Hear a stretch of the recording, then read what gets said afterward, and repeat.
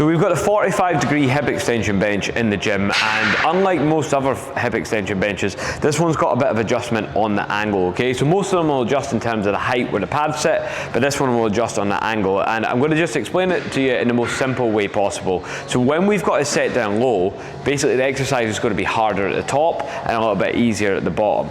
And when we've got it set up high, it's going to be a little bit harder, probably more in the middle with this angle, and then get easier again at the top, okay? If you wanted to really get a consistent profile with this, we would have to actually bump it up even further. So sometimes you might see me putting like blocks underneath it just to bump it up a little bit further. But basically, yeah, changing the angle is going to change where the exercise gets hard and where it gets easier, okay?